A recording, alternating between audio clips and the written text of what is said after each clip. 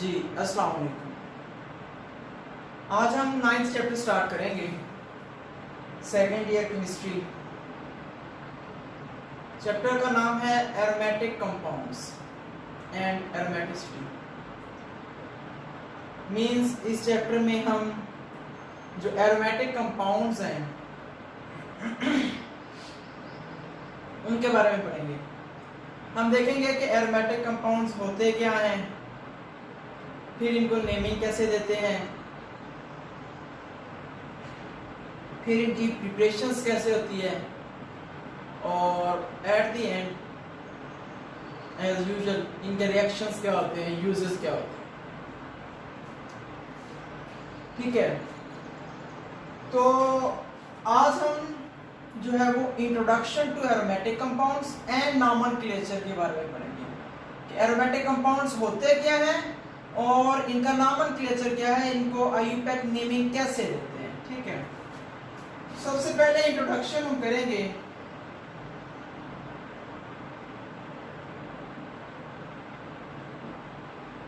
अब introduction to aromatic compound क्या है या किस तरह से हम इसको डिस्कस कर सकते हैं।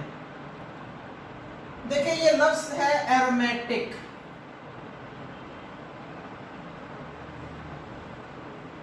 ये लफ्ज निकला है जी एरोमा से। एरोमा का मतलब होता है फ्रेग्रेंट। फ्रेग्रेंट मीन खुशबू, स्मेल। मीन्स क्या हुआ कि जब एरोमेटिक कंपाउंड्स को स्टडी करना स्टार्ट किया था in the old ages, previous centuries और ईयर्स, तो उस वक्त इनको नाम दिया था aromatic compounds on the basis of the fragrant they expel out from them. मतलब क्या हुआ कि वो अपने अंदर से जो फ्रेग्रेंस, जो खुशबू खारिज करते थे या उनके अंदर से जो खुशबू निकलती थी, उस बुनियाद पर इनको क्या नाम दिया गया, एरोमेटिक कंपाउंड।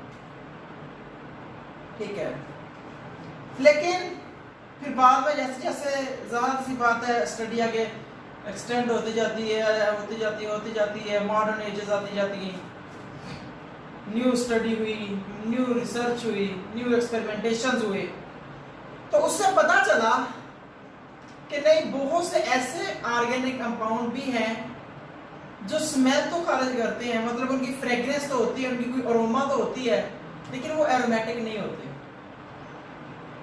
और बहुत से ऐसे एरोमेटिक कंपाउंड्स भी हैं जो एरोमेटिक तो होते हैं लेकिन वो कोई भी किसी किस्म की स्मेल वगैरह जो है वो खारिज नहीं करते। ठीक है,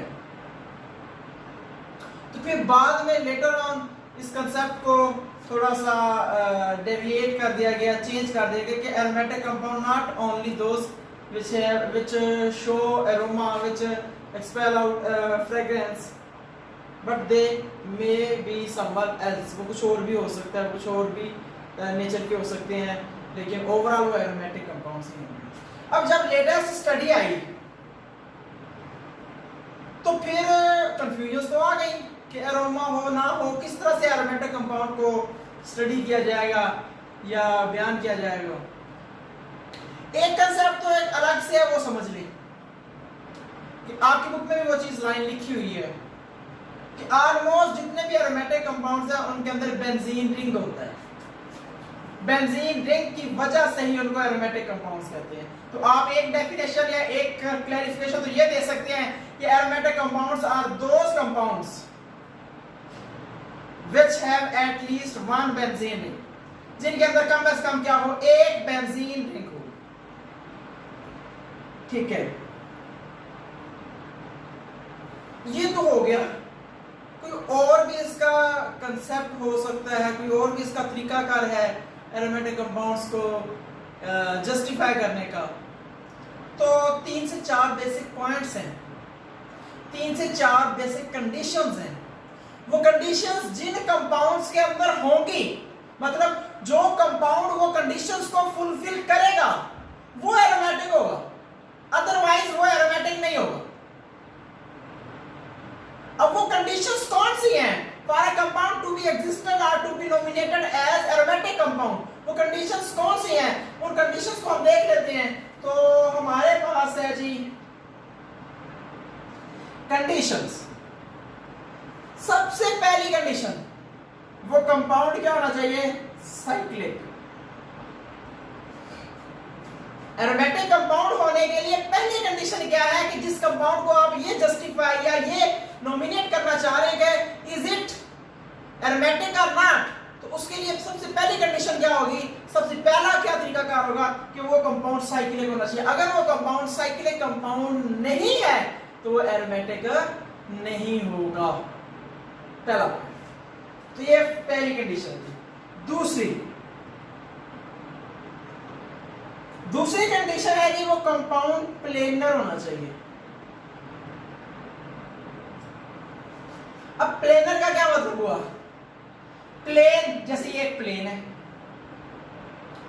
तो प्लेन का मतलब होता है जो एक ऐसा कंपाउंड जो एक खास प्लेन में एग्जिस्ट कर सकता हो। मतलब जैसे मैं अगर किसी कंपाउंड की स्ट्रक्चर यहां पर ड्रा करने के काबिल हो जाऊं, ये एक प्लेन है, इस प्लेन के ऊपर मैं एक कंप्लीट स्ट्रक्चर वाज़ेह करके बयान कर दूं, आपको समझ आ जाए कि ये ही ऑर्गेनिक कंपाउंड, ये कोई भी कंपाउंड की स्ट्रक्चर यही है।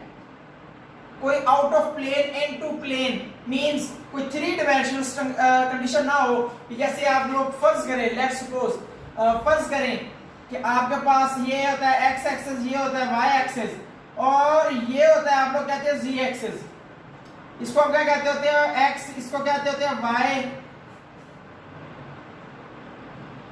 और इसको आप कह देते हैं जी क्या, जी एक्सिस। तो क्या ये जी एक्सिस होता है, no, actually this is x, this is y and this is z. Z out of the plane होता है। अगर मैं यहां पर बात करूं, अगर ये आपके पास y एक्सिस है, ये आपके पास z एक्सिस है, सॉरी x एक्सिस है, तो z एक्सिस ये होगा, इस तरफ को एक लाइन, एक डायरेक्शन निकलेगी, ये होगा z एक्सिस, ये इस तरह से आगे चलेगी। तो क्या z एक्सिस ऐसे बाहर को शो किया जा सकता है, no, not possible, it is out of the plane. This is known as plane, और कंसेप्ट ऑफ प्लेन। प्लेन का मतलब क्या है, ऐसी चीज जो आप, एक व्हाइट बोर्ड है या आपके पास कोई पेज है, कोई प्लेन है, उसके ऊपर अगर वो आप एक्चुअली ड्रा कर सकते हैं तो वो कहलाएगी कि ये प्लेनर थिंग है, ये प्लेनर स्ट्रक्चर है। अगर वो ड्रा नहीं कर सकते एग्जैक्टली तो वो प्लेनर नहीं होगी।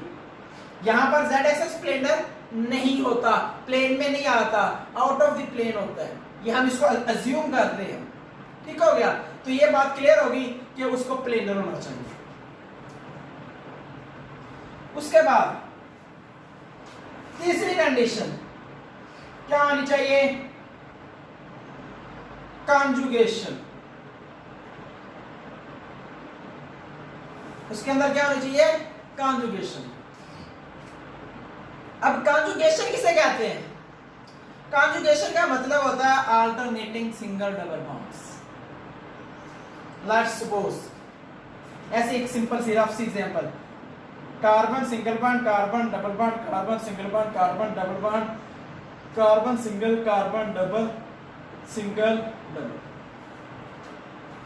This is a conjugating pattern और कंजुगेशन पैटर्न, इसे कहते हैं अल्टरनेटिंग सिंगल डबल बॉन्ड्स। ये सिंगल बॉन्ड है, ये डबल बॉन्ड है, ये सिंगल है, ये डबल, ये सिंगल, ये डबल, ये सिंगल, क्लियर। तो this is conjugation in organic chemistry. Alternating single double bonds होने चाहिए इसमें, clear. Last thing, it should follow हक्कल rule.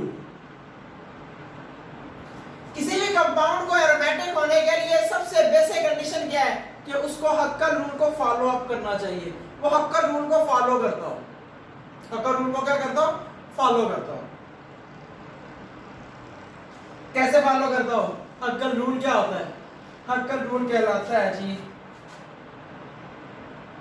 4n+2, this is हक्कल rule. ये जो इक्वेशन है ये हक्कल रूल की है।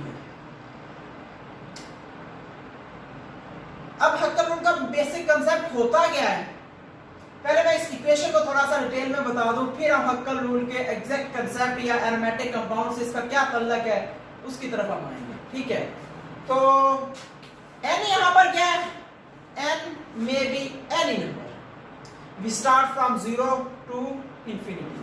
ठीक है, लेट्स सपोज n अगर हमारे पास हो जाए n हो जाए 0, n 0 हो जाए तो आपके पास क्या इसकी इक्वेशन क्या बन जाएगी, इक्वेशन आपके पास बन जाएगी, आंसर क्या आएगा इसका 2। n अगर 0 तो आंसर क्या आएगा 2। कैसे, n इधर 0 होगा, 4 से मल्टीप्लाई कर 0 क्या आ जाएगा 0 क्या आ जाएगा 0 और ये 2 बच जाएगा वो आपके पास।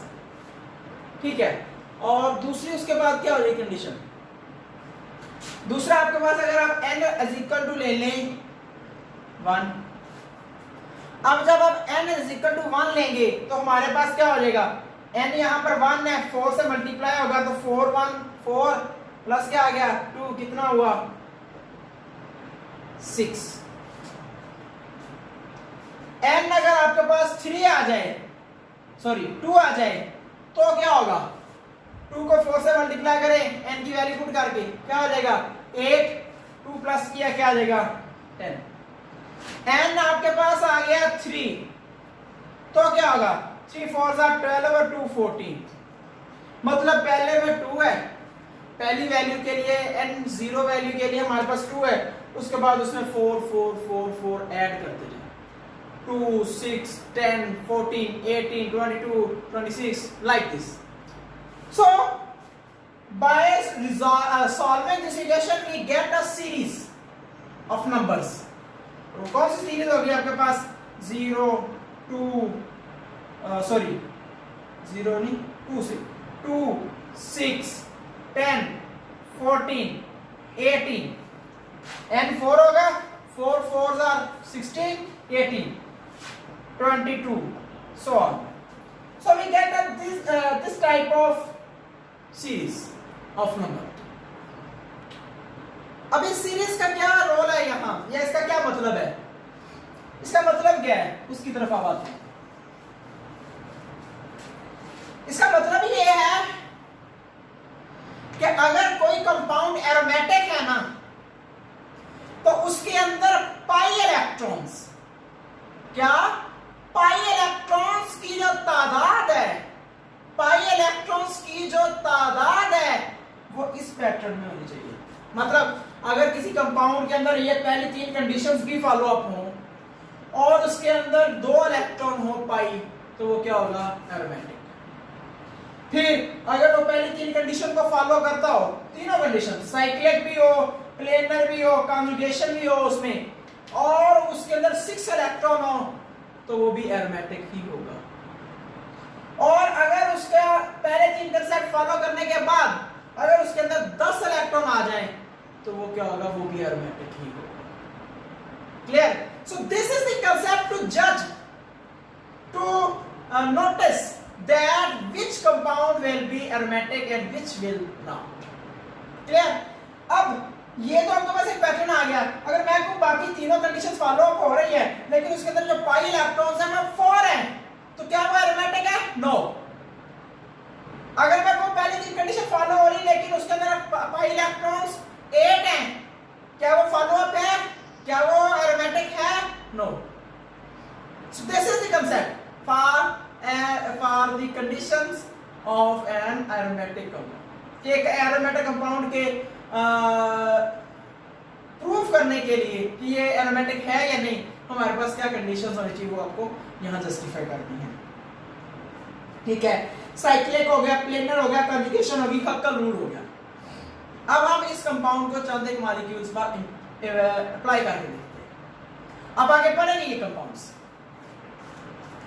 मैं पहले वेल नोन कंपाउंड जो हमारे पास है बेंजीन, उसी की बात करता हूं।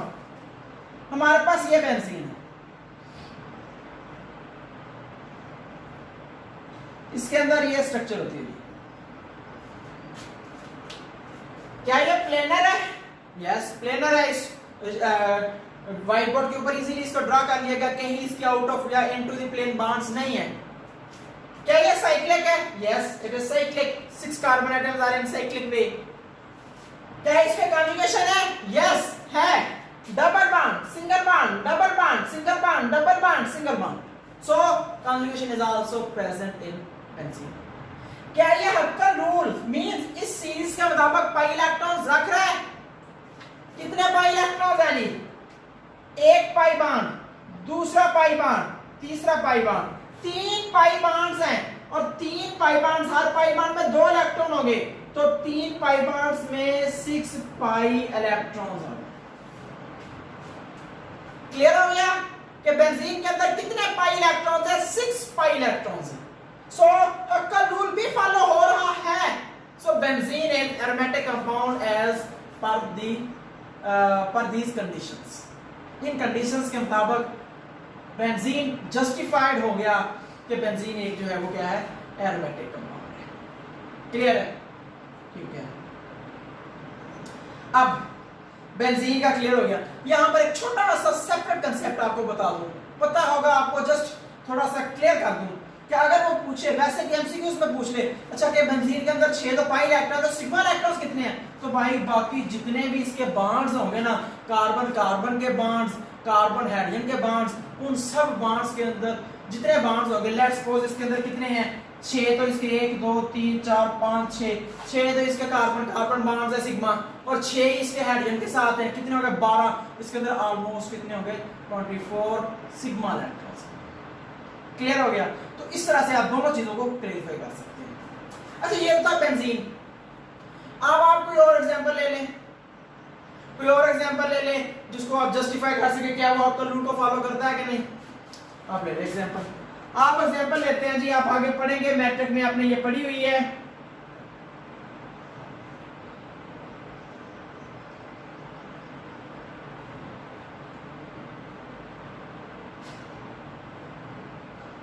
ये आपके पास एग्जांपल है जी नेफ्थालीन।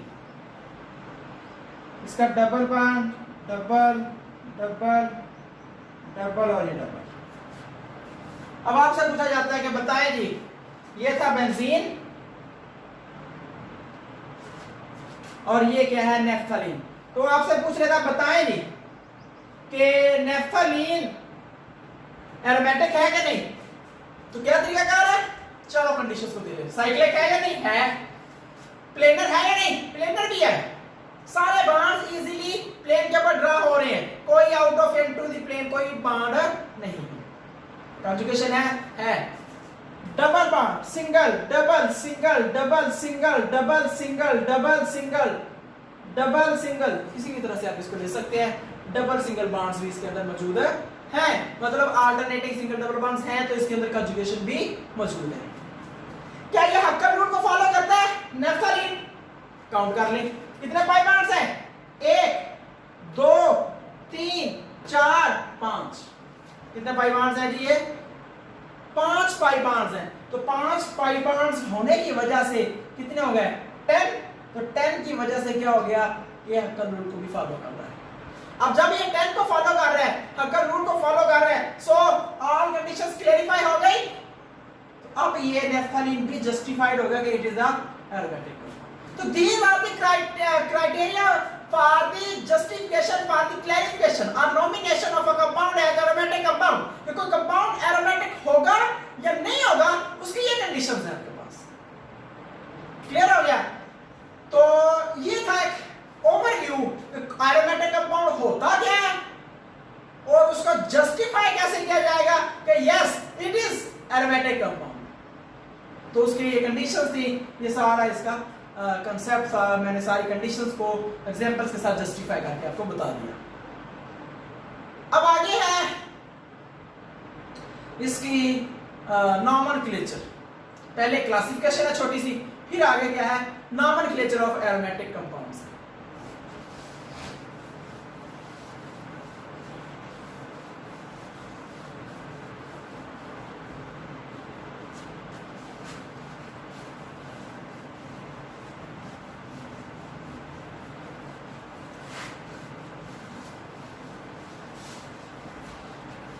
जी क्लासिफिकेशन, एरोमेटिक कंपाउंड्स को दो तरह से क्लासिफाई किस तरह से? एक होते हैं जी मोनोसाइक्लिक एरोमेटिक कंपाउंड्स,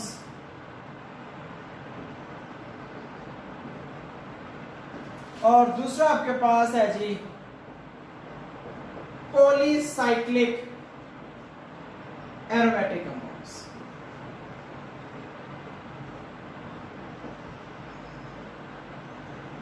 ठीक है, तो हम देखेंगे कि मोनोसाइक्लिक एरोमेटिक कंपाउंड्स क्या होते हैं और आपके पास जो पॉलीसाइक्लिक कंपाउंड्स हैं वो आपके पास क्या होते हैं, ये इनको किस तरह से हम जस्टिफाई करते हैं, क्लासिफाई करते हैं। नाम से पता चल रहा है मोनोसाइक्लिक मतलब क्या होंगे, जो एक साइकिल वाले एरोमेटिक कंपाउंड्स होंगे वो क्या होंगे आपके पास मोनोसाइक्लिक एरोमेटिक कंपाउंड्स होंगे। ठीक है, इसकी एग्जांपल्स क्या होंगी आपके पास? सिंपल बेंजीन, बेंजीन एक मोनोसाइक्लिक है, it is aromatic compound, monocyclic aromatic compound. ठीक है, और कौन सी इसकी एग्जांपल हो सकती है? आप और एग्जांपल लगा लें, ये बेंजीन ही है लेकिन इसके ऊपर यहां पर CH3 लगा हुआ तो इसे कहते हैं जी टॉलीन। ये ज़हन में रख लें, बेंजीन के ऊपर CH3 मिथाइल ग्रुप लगा हो तो उस कंपाउंड को स्पेसिफिक नेम दिया जाता है टॉलीन। ये सिंपली बेंजीन था।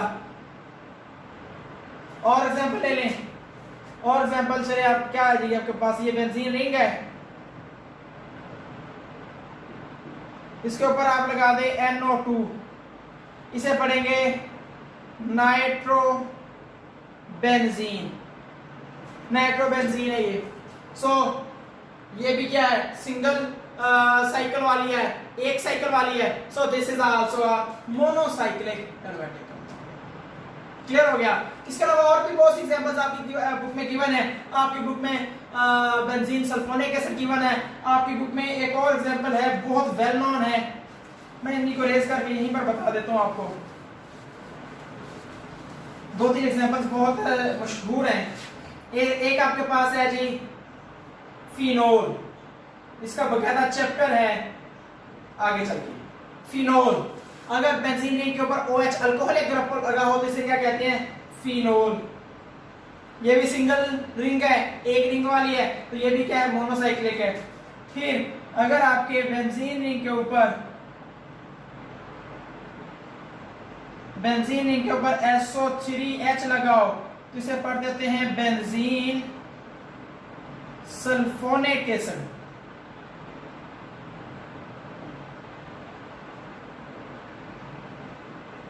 ठीक हो गया? इसी तरह अगर आपके ऊपर ये आपके पास है बेंजीन, ठीक है, यहां पर आप इसके ऊपर लगा दे COOH, क्या लग गया? कार्बोक्सिलिक एसिड ग्रुप, इसे पढ़ देते हैं जी बेंजोइक एसिड। क्लियर? तो इस तरह से और भी एग्जांपल्स आपकी बुक में गिवन है कि मोनोसाइक्लिक बेंजीन्स क्या होती हैं या एरोमेटिक कंपाउंड्स क्या होते हैं। अब हम देखते हैं पॉलीसाइक्लिक। जो पॉलीसाइक्लिक है ये फर्दर आगे दो हिस्सों में डिवाइड है, उनको हम एक एक करके डिस्कस करते हैं। पॉलीसाइक्लिक होगा क्या? पहले तो नाम से जान है कि पॉलीसाइक्लिक क्या होगा, जिनके अंदर एक से ज्यादा रिंग्स होंगे वो पॉलीसाइक्लिक होंगे। ठीक है, अब पॉलीसाइक्लिक आगे इसके बाद दो हिस्सों में डिवाइड है। एक होता है फ्यूज्ड रिंग, एक ऐसा होता है पॉलीसाइक्लिक कंपाउंड जिसके अंदर जो रिंग है वो फ्यूज्ड होते हैं, हैव कॉमन कार्बन एटम्स, और एक होते हैं सेपरेटेड रिंग्स। क्लियर हो गया? These are the two basic types of polycyclic aromatic compounds. Fuse rings में क्या होंगे? फ्यूज रिंग में आपके पास आपने अभी पढ़ी एक एग्जांपल ऊपर, नेफ्थलीन।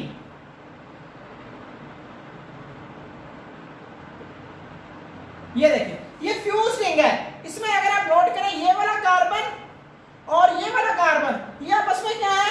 ये मुश्तरका है, ये आपस में कॉमन हुए पड़े हैं, दोनों आपस में दोनों रिंग के एक ही कार्बन है।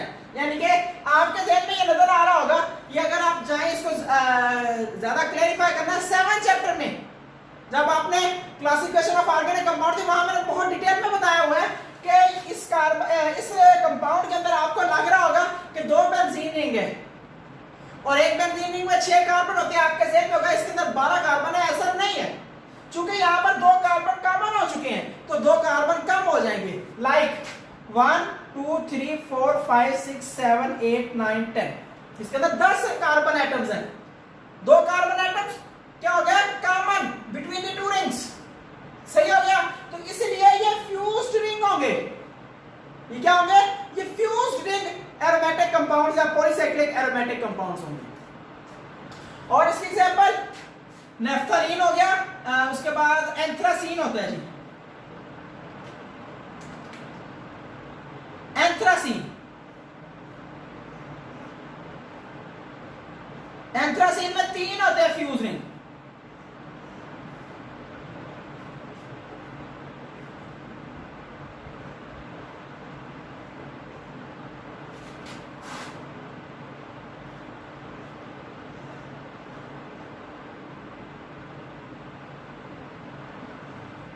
ये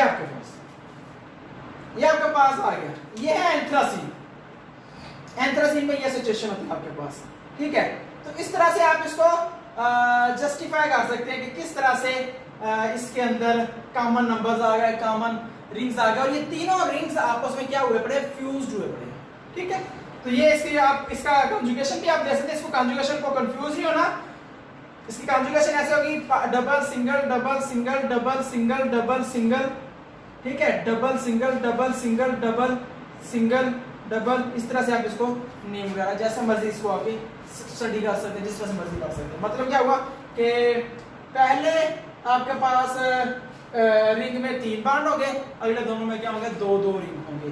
3 इसके हो गए, कितने हो गए, 6 इलेक्ट्रॉन, 6 और 2 6 और 4 10, 10 और 4 14, Huckel rule 14 electrons. Anthracene following Huckel rule, it is a aromatic compound, ठीक हो गया। तो ये एंथ्रासीन था, इसके अंदर ये फ्यूज रिंग है। ये नेफ्थलीन है, इसके बारे में मैंने पहले ही आपको बता दिया है कि नेफ्थलीन किस तरह से एरोमेटिक है या इसका फ्यूज रिंग कैसे बनता है, ठीक है, क्लियर हो गया। अब आगे आते हैं सेपरेटेड रिंग्स। सेपरेटेड रिंग्स कैसे होंगे या किस तरह से होंगे, तो वो हमारे पास होता है 2 तरह से। सेपरेटेड रिंग भी आपके पास 2 तरह से होता है। कैसे होता है जी, एक एग्जांपल है जिसको कहते हैं बाइफिनाइल्स और एक एग्जांपल है जिसमें होता है डाइफिनाइल्स। अब यहां पर एक और कंफ्यूजन हो रही होगी आपको कि फिनाइल ग्रुप क्या होता है, ठीक है। तो फिनाइल ग्रुप भाई कहते हैं कि अगर किसी बेंजीन रिंग के अंदर से एक हाइड्रोजन निकल जाए, बेंजीन रिंग के अंदर से एक हाइड्रोजन निकल जाए तो वो क्या बन जाता है, वो फिनाइल ग्रुप बन जाता है। बेंजीन रिंग के अंदर से अगर एक हाइड्रोजन निकल जाए तो वो क्या बन जाता है, फिनाइल, ठीक है। यहां पर मैं क्लियर कर देता हूं, जैसे ये बेंजीन रिंग है, अभी मैं इनको एग्जांपल को नहीं डिस्कस कर रहा, ये एक बेंजीन रिंग है,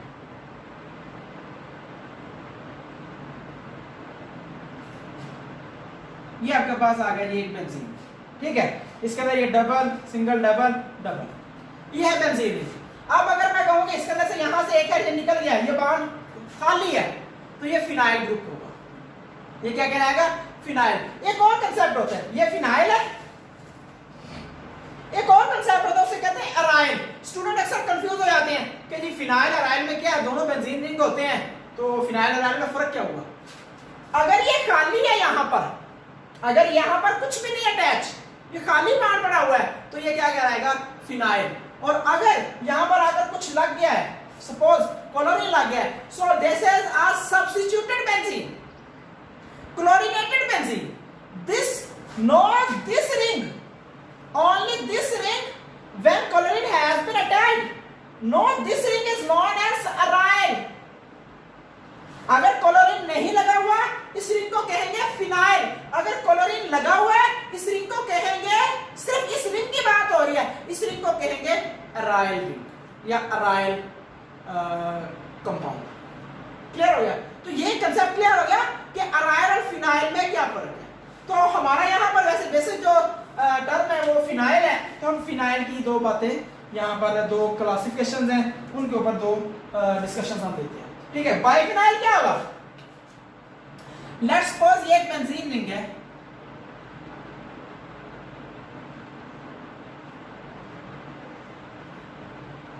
ये एक बेंजीन रिंग है, ये इसके साथ एक और बेंजीन रिंग अटैच है इस तरह से।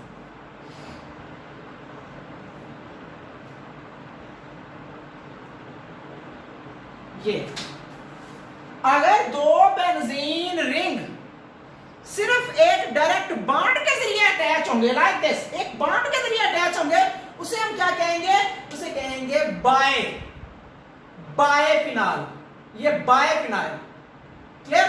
और अगर ऐसे हो जाए, लेट्स सपोज अगर इन्हीं के दरमियान ऐसे आ जाए CH2, मैं कहता हूं एक कार्बन है, एक कार्बन के जरिए, किसी एटम के जरिए ये आपस में बॉन्डेड है, लिंक्ड है। देखिए यहां पर ये कार्बन के जरिए लिंक हो रहा है, पहले नॉर्मल रिंग था, तो अगर ये कार्बन के जरिए लिंक होंगे, इससे क्या कहना है? इसे डायफिनाइल पड़ेंगे।